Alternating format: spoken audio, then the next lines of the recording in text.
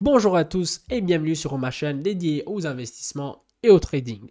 Aujourd'hui, nous allons parler d'un outil essentiel pour les traders, la moyenne mobile. La moyenne mobile, c'est un indicateur largement utilisé qui peut vous aider à identifier les tendances, à repérer les retournements de marché et à prendre des décisions éclairées. Dans cette vidéo, je vais vous montrer comment utiliser la moyenne mobile de manière efficace dans votre trading. Allons-y. Voilà les amis, j'ai supprimé les autres indicateurs. Aujourd'hui, il nous faut juste les moyennes mobiles. Et voilà, on va dire tout de suite qu'est-ce que c'est une moyenne mobile. La moyenne mobile est un indicateur calculé en prenant la moyenne des prix de clôture sur une période définie. Il existe différents types de moyennes mobiles, comme la moyenne mobile simple et la moyenne mobile exponentielle. Ça permet de lister les fluctuations de prix et de visualiser la direction générale du marché. La différence, je ne vais pas vous faire une tête ainsi parce que c'est, voilà, je pense que ça ne vous intéresse pas trop. On le trouve sur Internet et tout ça.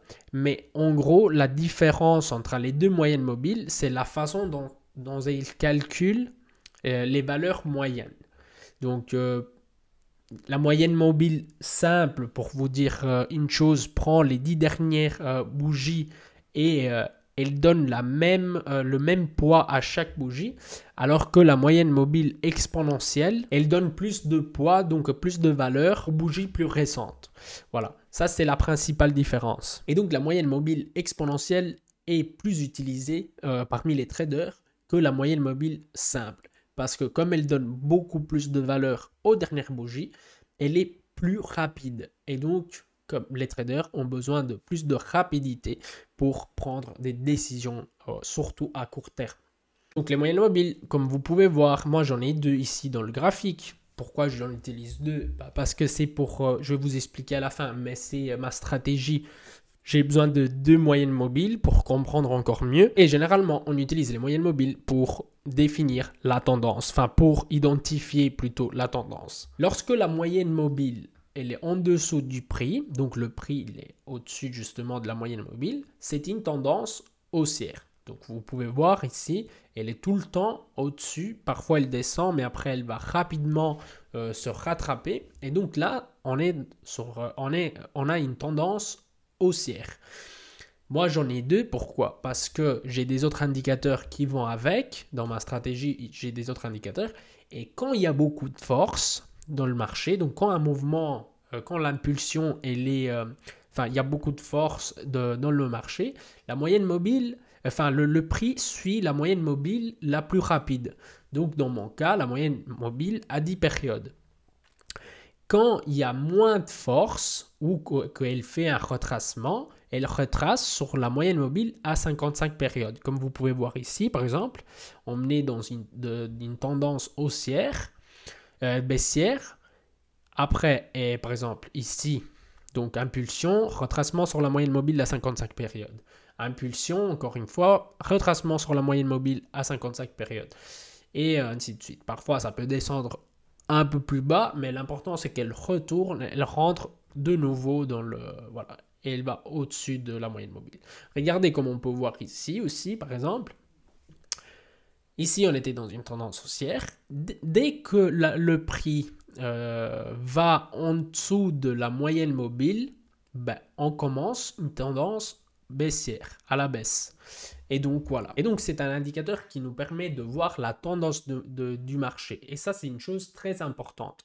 On dit toujours de suivre la tendance. Enfin, en tout cas, il y a beaucoup de stratégies de trend following, donc de suivre la tendance. Et grâce aux moyennes mobiles, on peut faire celui-là. Et donc, quelques exemples de trade pour être, si on est sur une tendance haussière, c'est de mettre le stop loss en dessous de la moyenne mobile, par exemple dans mon cas à 55 périodes. On cherche, ça dépend ce qu'on cherche, mais 1.5 c'est le minimum. Et donc voilà, regardez par exemple ici. Voilà, je sais, c'est facile parce que ça c'est déjà arrivé, mais bon, voilà, regardez, on rentre, ou alors on attend directement le retracement sur la moyenne mobile, on met voilà, le stop loss comme ça. Et dans une tendance haussière, vous allez voir que ça fonctionne pratiquement à chaque fois. Parfois, ça peut te prendre le stop loss. Si tu avais attendu ici et que tu avais mis le stop loss ici, bah, il te l'aurait pris. C'est pas grave, il y a plein d'autres opportunités. Par exemple, ici, on peut voir aussi, si on attendait le retracement à la moyenne mobile 55 périodes,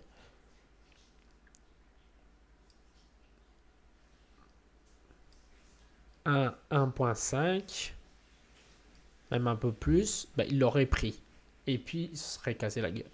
Ensuite, si on est dans une tendance à la baisse, bah, la même chose. En fait, on met le stop loss. Si on est dans une tendance à la baisse, on attend le retracement sur la moyenne mobile à 55 périodes. Le contraire, on met 1.5 ou 1.2. Voilà, il le prend. Il le prend. Ensuite, encore une fois, on attend le retracement sur la moyenne mobile à 55 périodes. Peut-être on rentre ici. Puis c'est à vous de voir un petit peu le stop loss où le mettre. Ici, on peut faire du backtesting, mais voilà, ce n'est pas le même. Voilà les amis, j'espère que cette vidéo, même qu'elle est très courte, pourra vous aider à intégrer la moyenne mobile dans votre stratégie. Donc on a vu comment on peut identifier la tendance, on a vu comment on peut repérer les retournements de marché et donc essayer d'anticiper, voilà, d'être prêt quand la tendance, quand le changement de tendance sera là. Les amis, laissez un like si la vidéo vous a plu et abonnez-vous si vous ne l'avez pas encore fait. Faites des gros profits et à la prochaine.